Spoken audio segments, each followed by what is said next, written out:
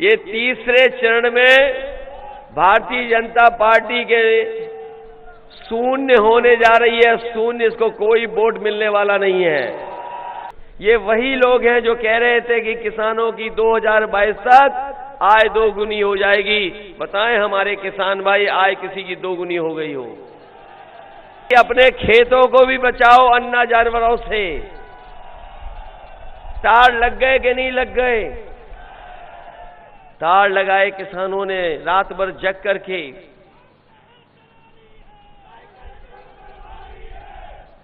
तार लगाने पड़े, किसानों को रखवाली करनी पड़ रही है। और हमारे बाबा मुख्यमंत्री का सबसे प्रिय जो जानवर है,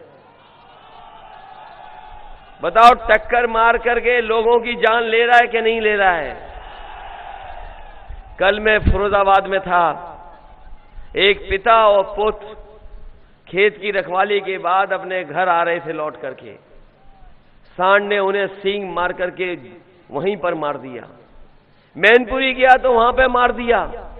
और जालौन, झांसी, कहीं पता कर लो और बड़े पैमाने पे उत्तर प्रदेश का हिसाब किताब लगा लो, न जाने कितने लोगों की जान जा चुकी है केवल सांड की ही वजह से और अन्ना जानवरों की वजह से एक्सीडेंट होकर के न जाने कितनों की जान चली गई। माधवगढ़ वाले अभी तो जीत के दिखाओ, साइकिल चलाओगे इस बार के नहीं चलाओगे?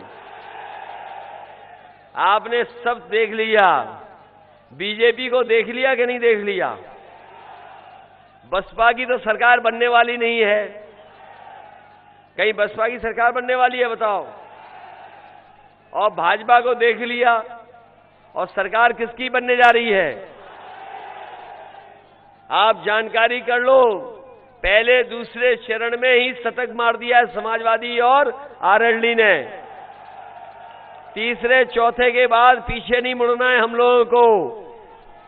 तीसरे, जब तक 7वें चरण पर चुनाव जाएगा, आप पता कर लेना, भारतीय जनता पार्टी के बूथों पर भूत नाचेंगे, भूत नाचेंगे। मैं देख रहा हूं जहां समाजवादी पार्टी के साथ राष्ट्रीय लोकदल है, वहीं हमारे साथ ओम प्रकाश राजभर जी के भी झंडे हमें दिखाई दे रहे हैं। सुहेलदेव पार्टी का भी समर्थन है। और इस बार समाजवादी पार्टी ने पूरे उत्तर प्रदेश में जितने भी क्षेत्रीय दल थे उनको साथ लाकर करके एक ताकत बनाने का काम किया है। और जिस तरीके का पहले चरण में चुनाव हुआ है, मैं समझता हूं पहले चरण के लोग और पहले चरण का संदेश यहां भी पहुंच गया होगा कि पहले चरण से ही गठबंधन ने बढ़त बना ली है। और दूसरे चरण का जो वोट पड़ा है उसके बाद तो गठबंधन ने अपना शतक लगा लिया है। ये चुनाव तीसरे चरण का है और मैं ये कह सकता हूं कि तीसरे और चौथे चरण के बाद जो मतदान होगा उसके बाद दूसरा शतक भी समाजवादी पार्टी और गठबंधन के पक्ष में लग जाएगा।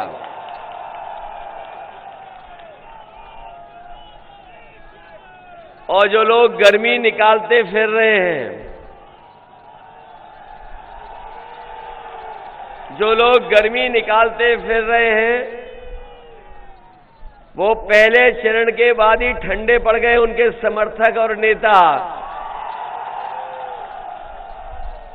और अभी मैं हमीरपुर आया था, झांसी के कार्यक्रम मैंने किए थे।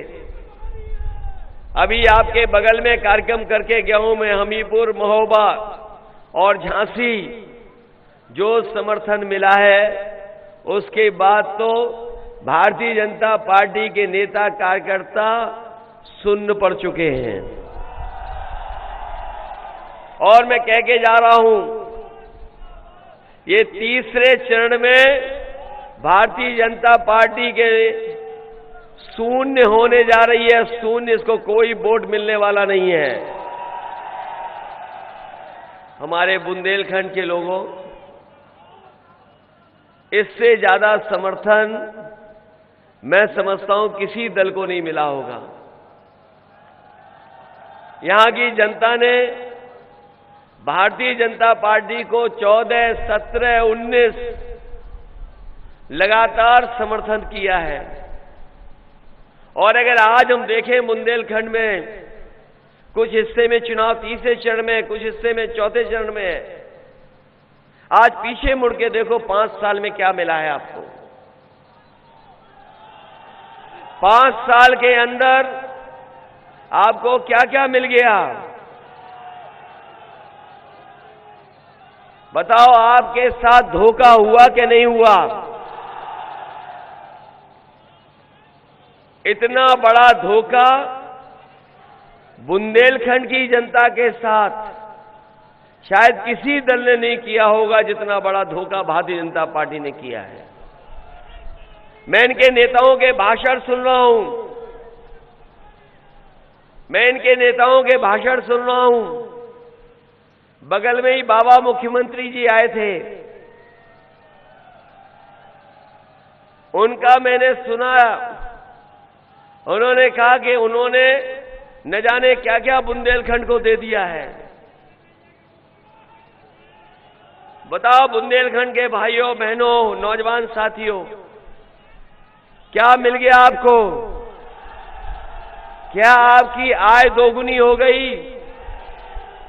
आप इनका घोषणा पत्र उठा करके देखिए। हमारे पत्रकार साथी जानते होंगे, ये वही लोग हैं जो कह रहे थे कि किसानों की 2022 तक आय दोगुनी हो जाएगी। बताएं हमारे किसान भाई, आय किसी की दोगुनी हो गई हो?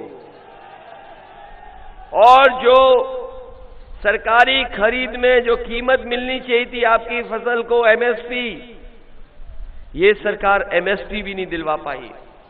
धान की लूट हो गई और कमाई आदि कर दी। महंगाई इतनी बड़ी है जिसकी कोई कल्पना नहीं कर सकता है। बताओ डीजल पेट्रोल महंगा हो गया कि नहीं हो गया? और जब खाद की बोरी लेने गए होंगे, डीएपी की बोरी लेने गए होंगे किसान भाई, बताओ बोरी मिल गई आपको खाद की कि नहीं मिली? और जब बोरी लाए भी होगे तो उसमें भी 5 किलो की चोरी हो गई कि नहीं हो गई? 5 किलो की चोरी केवल खाद में नहीं हुई है। याद कीजिए, आपके ऊपर 2017 में नोटबंदी कर करके बताओ आपके पैसे को बैंकों में जमा करा लिया और बाद में बैंकों से बड़े बड़े उद्योगपति पैसा लेकर के भाग गए कि नहीं भाग गए? आपका पैसा जो जमा था बैंक में उसकी चोरी हो गई कि नहीं हो गई? और अभी कुछ दिन पहले एक उद्योगपति 28 बैंकों का पैसा लेके भाग गया। ये पढ़ा कि नहीं पढ़ा अखबारों में आपने? जानकारी मिल गई कि नहीं मिल गई कि 28 बैंकों का पैसा 22,000 करोड़ से ज्यादा एक उद्योगपति पैसा लेकर के भाग गया। और ये पहला उद्योगपति नहीं है जो पैसा लेकर के भागा हो।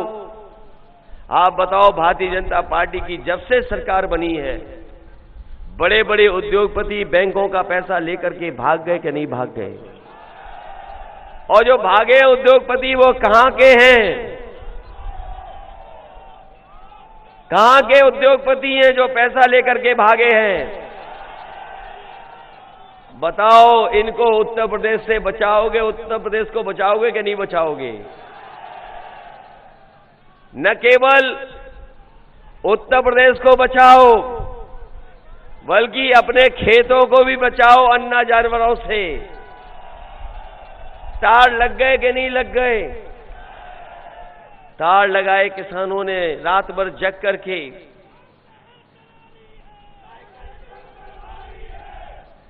तार लगाने पड़े, किसानों को रखवाली करनी पड़ रही है। और हमारे बाबा मुख्यमंत्री का सबसे प्रिय जो जानवर है, बताओ टक्कर मार करके लोगों की जान ले रहा है कि नहीं ले रहा है? कल मैं फिरोजाबाद में था, एक पिता और पुत्र खेत की रखवाली के बाद अपने घर आ रहे थे लौट करके, सांड ने उन्हें सींग मार करके वहीं पर मार दिया।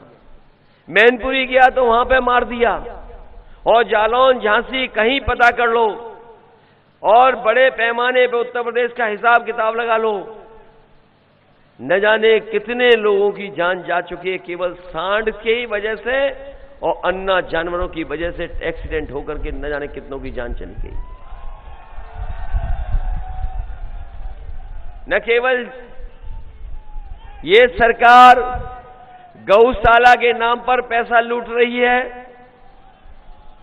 गौशाला में भूखी हमारी गाय मां बताओ भूखी है कि नहीं है, और हजारों करोड़ रुपया आया है, लेकिन वो रुपया पता नहीं कहां चला गया, न जाने कहां ले गए रुपया। ये पहले भारतीय जनता पार्टी के लोग चुनाव शुरू होते ही डोर टू डोर, अरे अभी मत नारे लगाओ, ये अभी मत लगाओ, ये वाले मत लगाओ, ये सब जानते हैं, कोई बड़ी बात नहीं है। याद कीजिए, याद कीजिए, इसलिए मैं आपसे कहना चाहता हूं कि जब चुनाव शुरू हुआ है उस समय भारतीय जनता पार्टी के लोग घर घर जाकर के प्रचार कर रहे थे, कह रहे थे हमें डोर टू डोर कैंपेन करेंगे, घर जाकर के प्रचार कर रहे थे, घरों में जा रहे थे, और इनके कई नेता थूक लगा करके पर्चा बांट रहे थे।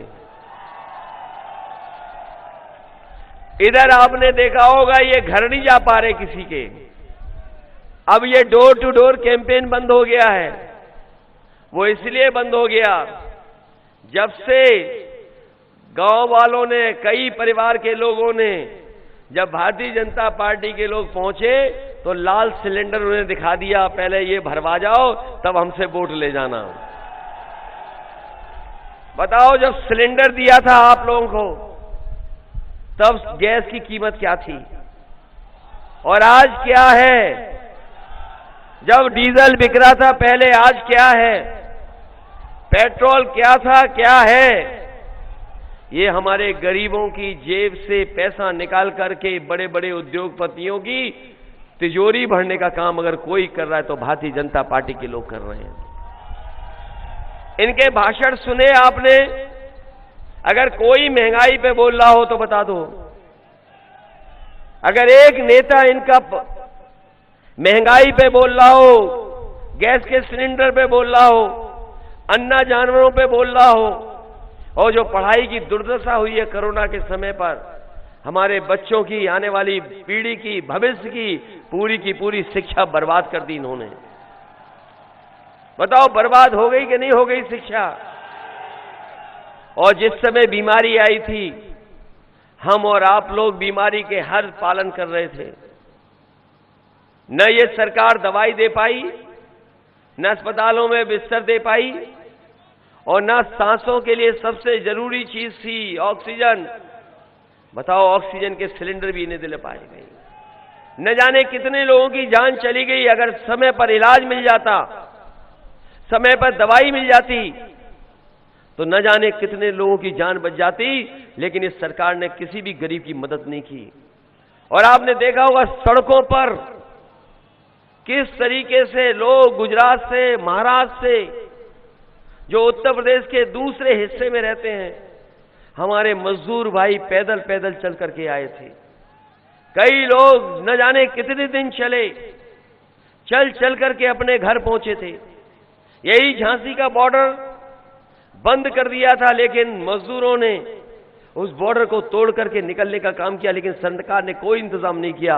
वो पैदल पैदल घर पहुंचे थे, नंगे पैर पहुंचे, अपना सब सामान लेकर के पहुंचे।